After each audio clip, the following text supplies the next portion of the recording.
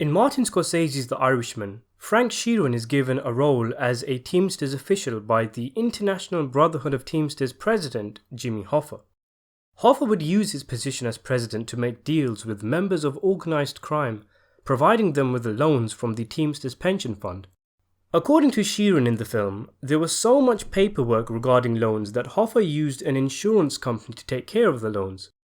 This company was run by Alan Dorfman, who in his first scene in the film is celebrated with a freeze frame and subtitle card telling us that he was shot 8 times in the head in a Chicago parking lot in 1979. Many gangsters are given such treatment in the film, such as mob bosses Angelo Bruno and Phil Tester, but it seems odd for an insurance man to meet such a violent end that you'd associate with a mobster. So let's take a look at Dorfman, who he was and why exactly he was murdered so violently. Before we begin, I'd just like to point out that though Dorfman was shot multiple times in a parking lot in real life, The Irishman does get it wrong in regards to what year Dorfman died. He was actually killed in 1983, not 1979 as the film states. 1979 was the year the FBI launched Operation Pendorf, which was centered around sending Dorfman to jail. And though this investigation is linked to Dorfman's death, it didn't happen the same year he died. It's unclear as to why The Irishman says Dorfman died in 1979. Maybe it was to make the timeline of events fit in more with what Scorsese was going for. Maybe it was to show that Frank Sheeran is an unreliable narrator, or perhaps it was quite simply a mistake. Also, it's quite interesting to note that, in a way, this isn't the first time the character of Alan Dorfman has been in a Scorsese film. In the last movie Scorsese made with Robert De Niro and Joe Pesci, Casino, there is a character called Andy Stone, who more often than not is the go-between between the gangsters in the Las Vegas casinos and the mob bosses in Chicago. This character is based on Alan Dorfman, and as you might remember, he too was shot and killed in a parking lot. So who exactly was Dorfman, and what caused him to be murdered so brutally? Well, Dorfman was the stepson of Chicago-based gangster Paul "Red" Dorfman, who had close ties to Teamsters president Jimmy Hoffa. Alan was an insurance agency owner who fought in the Battle of Iwo Jima in World War II as a US Marine. Through his stepfather, Alan had ties with notable Chicago mobsters such as Joe Glimko and Sam Giancana, who are both also in The Irishman. In 1951, despite having no experience in insurance, Alan and his mother Rosemary were given ownership of the Chicago branch of the Teamsters Union Casualty Agency, and through the help of his stepfather, Alan was given his start in the labor industry and he met President Jimmy Hoffa. Through business that Hoffa threw in the direction of companies owned by Dorfman, he and his family are thought to have made at least $3 million in commissions and service fees in 8 years. Dorfman and Hoffa would grow close, and he would go on to become a major player in Hoffa's internal Teamsters politics when an imprisoned Hoffa was fighting to maintain control of his union from the likes of his former number 2, Frank Fitzsimmons. Dorfman also formed the Union Insurance Agency to provide health and welfare insurance, which obtained lucrative contracts from the Teamsters Union. Due to the amounts of funds that were being paid by the Teamsters to Dorfman's agency, he became a subject of the McClellan Committee, a Senate group that investigated criminal activity in the US labor movement. It was in the 50s that Dorfman was put in charge of approving loans for the Teamsters Central States Pension Fund.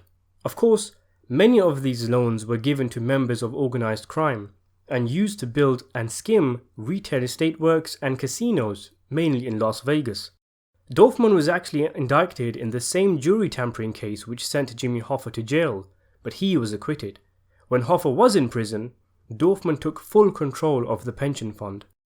Dorfman is thought to have done small stretches in prison himself, such as when he was found guilty of embezzlement from the Union Pension Fund in 1970, and he was also indicted for fraud in 1974, when $1.4 million of the Teamsters Pension Fund was given to a plastic manufacturing company which had links to organized crime. Interestingly, one of the men indicted in this case was Anthony the Ant Spilotro, who Nicky Santoro is based on. the man who Joe Pesci played in Casino. This case, however, collapsed when the government's main witness was murdered. As shown in The Irishman, Dorfman would provide loans to racketeers as per Jimmy Hoffa's instructions, even when Hoffa was in jail and Frank Fitzsimmons began running the union. Though Dorfman was well liked by the mob, he often got in their way with his staunch nature. As such, as shown in The Irishman, his car is shot up while he is inside. Though in the film this is credited to Frank Sheeran, or one of Frank Sheeran's associates, under the orders of mob boss Russell Buffalino, it wasn't Sheeran who actually carried out this scare job. It's most likely that the movie depicts Sheeran being given the job to make the storytelling concise and not convoluted. Sheeran himself describes the incident in the book The Irishman is based off, I Heard You Paint Houses, when he says, "Right after Jimmy went in, someone sent a message to Alan Dorfman. He was pulling out of his driveway and some people jumped off and fired shotguns into the body of his Cadillac. That's not the way you kiss somebody. That's a straight up message job. Dorfman had balls. Nobody was going to scare him into anything. More likely, Jimmy and I thought it was mostly a message for Fitz from some people. Everybody knew Fitz had no balls. If they fired the shotguns at Fitz's car, he might overreact and run into the arms of the feds. This way, Fitz got the message through what they did to Dorfman." Sheeran goes on to say that Frank Fitzsimmons, after this incident, did not keep an eye on the Teamsters pension fund and he allowed gangsters to take loans out without proper security and even having to pay them back.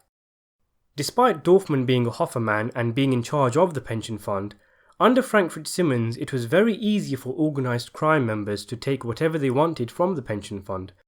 Sheeran does go on to defend Dorfman in the book though, saying, "And why should Dorfman care anymore if Fitz wasn't going to back him up?" In 1979, the FBI launched an operation to indict Dorfman, and they hid microphones in the office of his insurance agency. He was indicted in 1981 as a result of evidence obtained from wiretaps, and convicted in 1982, along with the then Teamsters president, Roy Lee Williams, of conspiring to bribe a senator. He was facing a possible 55-year prison sentence, but 3 days before his sentencing, which was scheduled for January the 23rd, 1983, he was killed outside the Lincolnwood Hyatt parking lot in Illinois. He was with his friend Irwin Weiner, who had ties to the mob, and Weiner was not injured in the shooting. The murder of Dorfman has been described as a gangland-style execution, and just like in the film Casino, is thought to have been carried out to prevent Dorfman from flipping and talking to the feds about his links to organised crime, which is what Lee Williams did. Frank Sheeran was saddened by the death of Dorfman, and in I Heard You Paint Houses he provides some extra details on the Dorfman murder. When D. Williams was forced to step down as president of the Teamsters, he was replaced by Jackie Presser.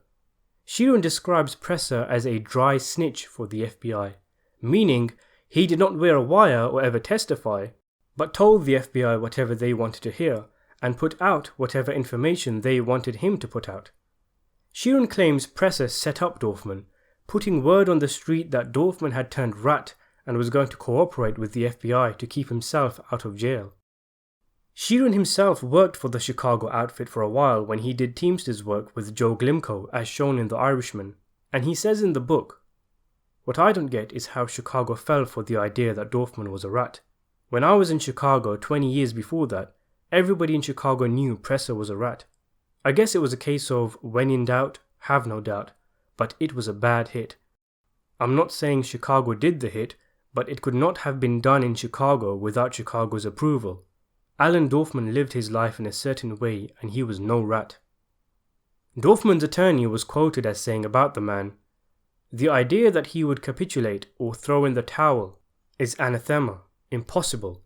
Even the US attorney in charge of the pending cases against Dorfman confirmed that Dorfman was not cooperating with us at all." Thanks for watching.